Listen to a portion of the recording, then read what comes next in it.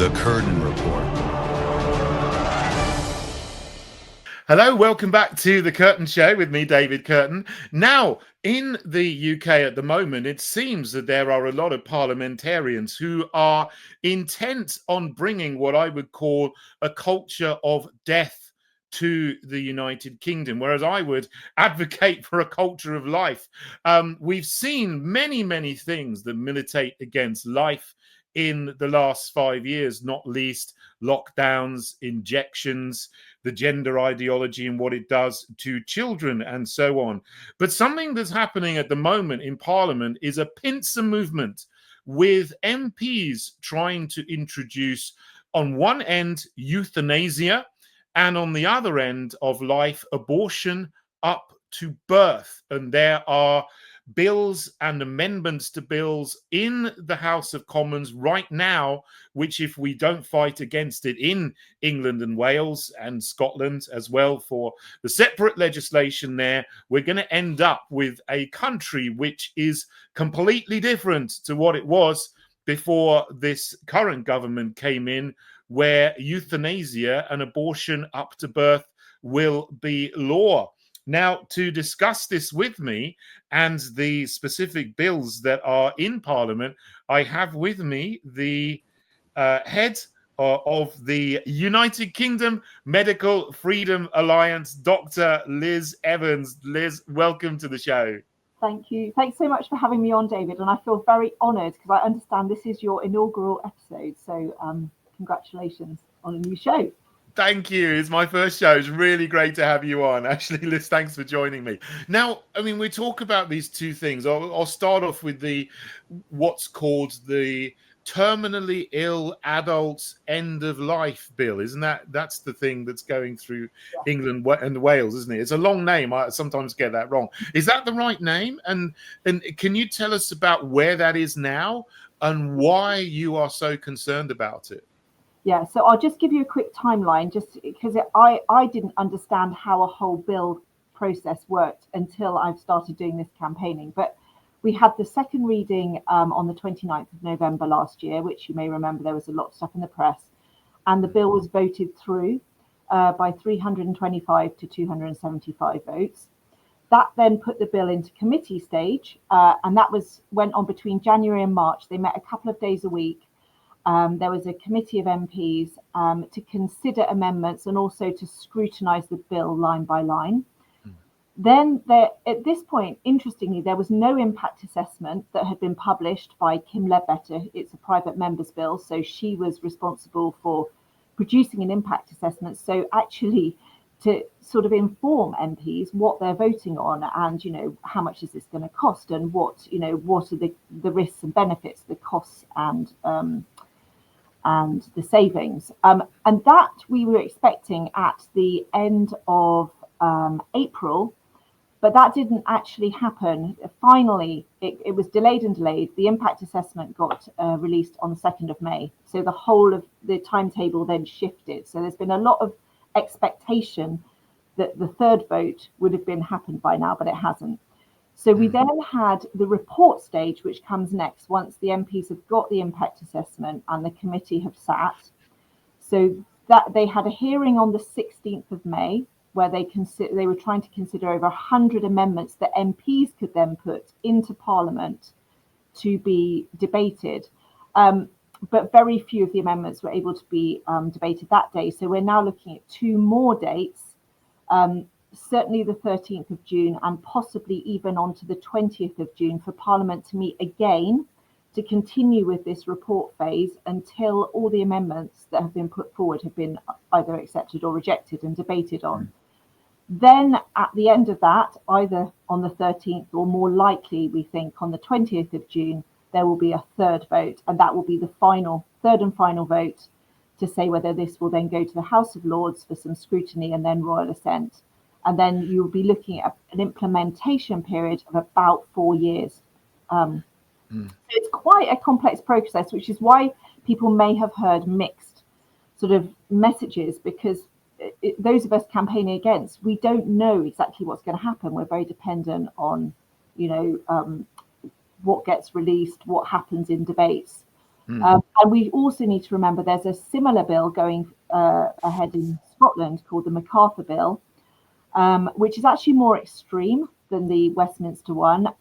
It doesn't require you to be terminally ill, and it will be applied eligibility from 16 years of age and onwards. And they passed their first vote at the end of May by 70 to 56. So it was very tight.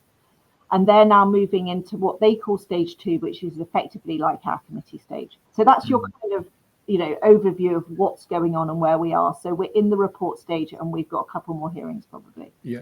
So there's two different things, separate things. There's one bill for England and Wales, which is going through in Westminster, and there's another separate bill for Scotland that's been done at the same time, but that has to be done in Holyrood in Edinburgh because they need to legislate separately for it, for devolution. But the thing that concerns me about the whole situation is this is presented, it's always presented as something that is compassionate. And if you don't agree with it, then you're a nasty, horrible person. That's how it's promoted. That's how it's presented to people. But I'm actually very, very grateful and actually surprised by the number of people, the almost overwhelming opposition to this among people in the general country. I thought people would go along with this line more closely, but there's a lot of opposition.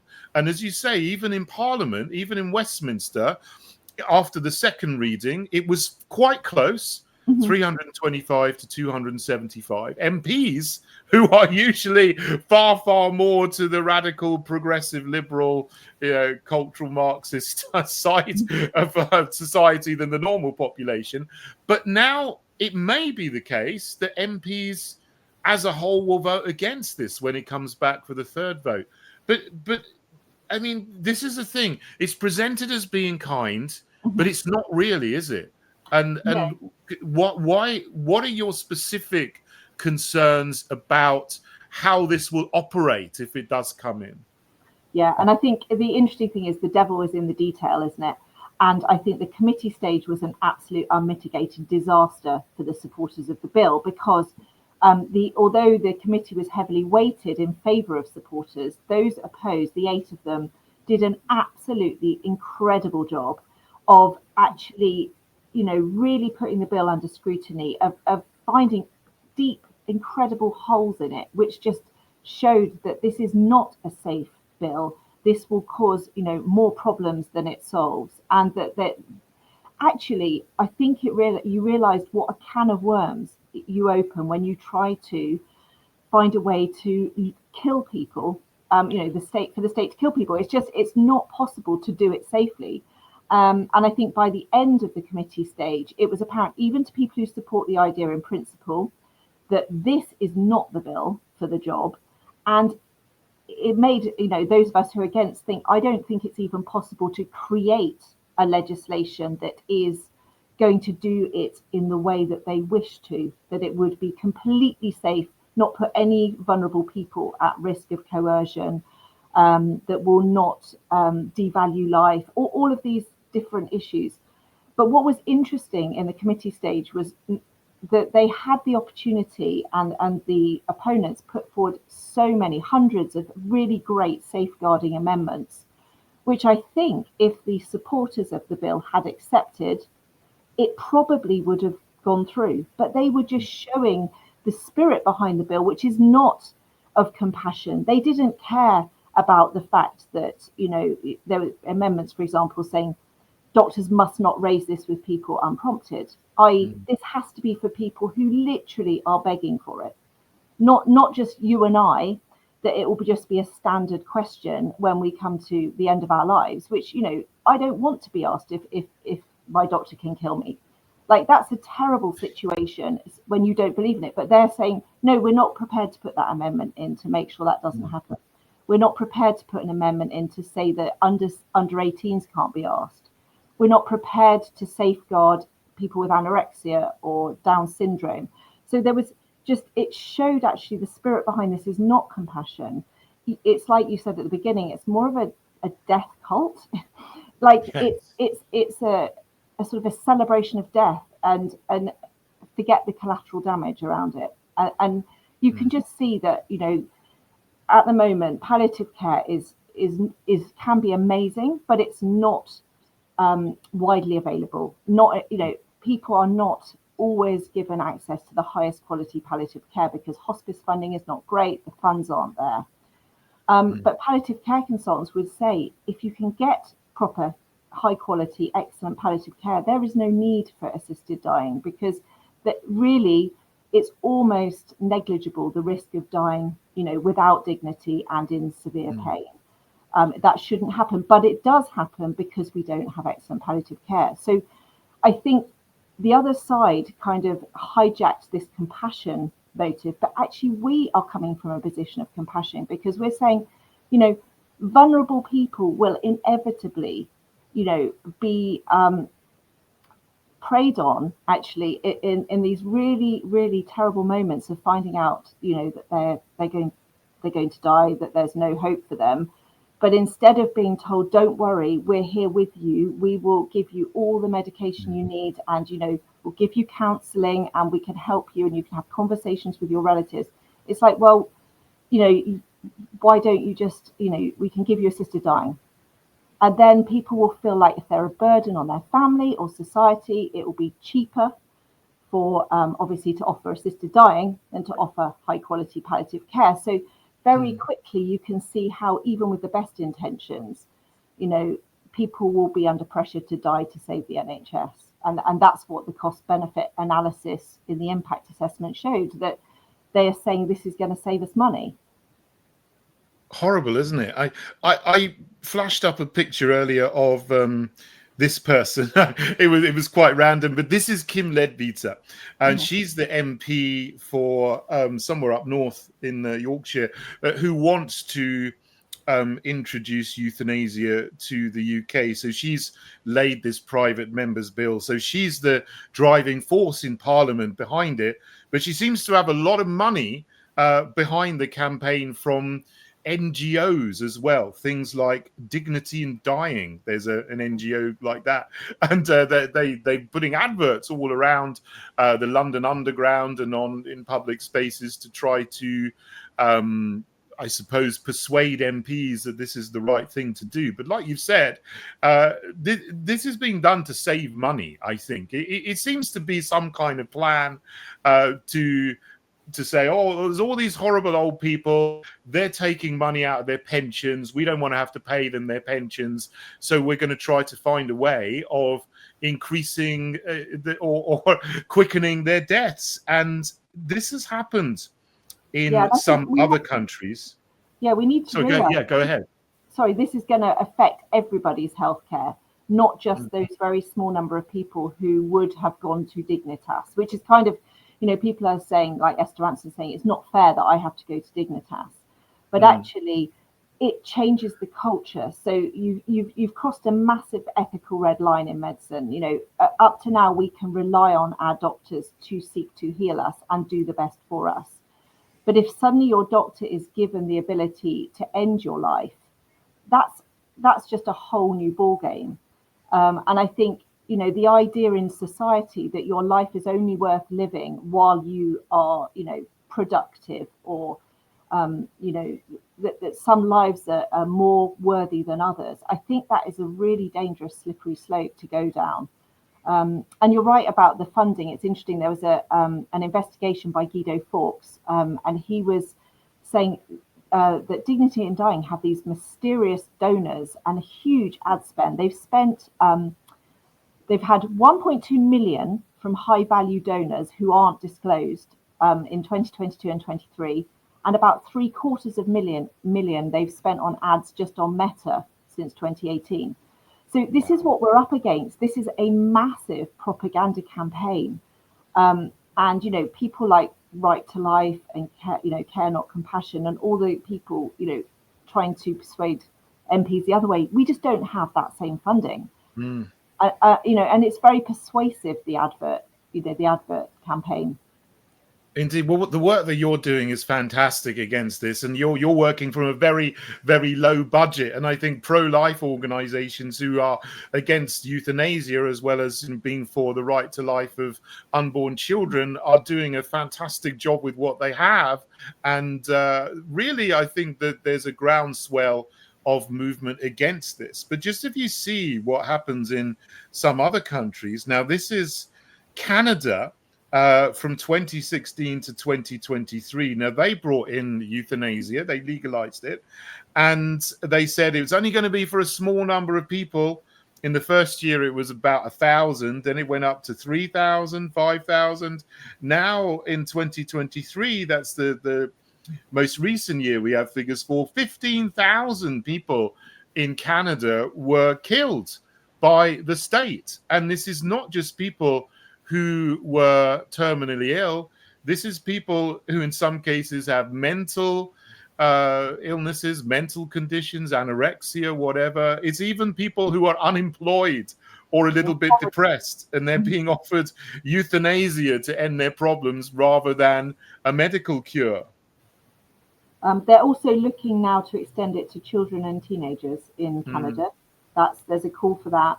The mentally ill it's already been extended to them. It is a slippery slope, and as you say, the way it's gone up, it's now 4 to 5% of all of their deaths are made medically assisted, and it just shows that you need an ethical red line, because it inevitably, once you've devalued life, once you've said that individual lives are not sacred, that there isn't an intrinsic value just in somebody's life, no matter what their productivity is, or what they can do, or how long they've got to live. Once you remove that, it's a eugenics sort of situation. It is, yeah, it is absolutely horrendous. I didn't know that 45% of deaths in Canada. 4 to 5. Somewhere 4 to 5. Sorry, 40. That would be shocking, but that's where they want to go. But it's still 4 to 5. It's still a lot. Yeah, 1 in 20 deaths. Amazing. Yeah, it's still absolutely shocking. Well, look, I'm nearly running out of time here, but we're going to talk about the other side as well. I mean, as well as Kim Leadbeater bringing this bill in for euthanasia, you've got a couple of people trying to bring up abortion to birth, and they're trying to attach it to a government bill called the Crime and Policing Bill. We don't have a lot of time, but what are your thoughts about that? The idea of legalizing or decriminalizing abortion right up to the moment of birth? Yeah, it's quite a sneaky way of getting abortion up to birth, because we're not looking to change the time limit. So our time limit in the UK for legal abortions done by medics is 24 weeks, apart from extenuating circumstances, which is actually twice the length of in Europe or Northern Ireland, which is only 12 weeks. But to circumvent that, what they are doing instead is to seek to decriminalize, to take women out of the criminal law system should they abort their baby themselves, which means that then that could happen at any time. So if they use abortion pills, for example, which you're only meant to use up to about 8 weeks, if they used it at 26, 28, 30 weeks and induced a stillbirth or a miscarriage, they wouldn't be prosecuted. So it's it's actually creating backstreet abortions again. And they're claiming that, it's not fair to criminalize women who are having these terrible things. And sometimes people will be investigated and they've had a genuine stillbirth. But we are talking about sort of 6 women have been taken to court in the last 2 years, faced with the charge of having criminally ended their pregnancy. 6 women in 2 years. So this is not a massive problem, but yet what they're seeking to do is actually allow all women to end their pregnancy alone, in whatever way, and not face criminal charges. And I think that is such a backward step, because the whole point of the Abortion Act was to actually stop backstreet abortions and make it safe for women. That's I don't personally support that, but I that was what they argued for. But now they're saying, you're not obviously going to increase the legal date of a medic, getting rid of your pregnancy, so we're going to allow women to do it themselves. And I just think that is an absolute nightmare situation. Yeah, it is a horrendous situation for everything. And again, when abortion was brought in the United Kingdom, I don't agree with that, but they said it was going to be legal, safe, and rare. It would just be a few hundred a year, but it's now a few 100,000 a year. And now they're decriminalizing it, or they're trying to, up to the moment of birth. And I think even people who are pro-choice, if you like, I'm pro-life, but even people on the other side of the debate would be horrified at the thought of allowing that to happen, when a baby is being ready to be born. Anyway, Liz, thank you so much for joining me on the show. Very heavy issues, but they're things that we need to talk about, because I want our country to affirm life and not to go down all of these little roads to death. And we need to speak out and fight against it. Liz, before you go, tell us where we can find out more about you and the Medical Freedom Alliance. Yeah, so do just come to our website, ukmedfreedom.org. You can get all our handles for Twitter, Facebook, everything else up there. And you can sign up to our newsletter. And we do a Substack now at UKMFA1. So do follow us on that as well. Brilliant. Liz, thank you so much for joining me on my first show. And thank you as well, my audience, for joining me today. And I hope I'll be back very soon and you can join me again for more news, views and analysis from the United Kingdom.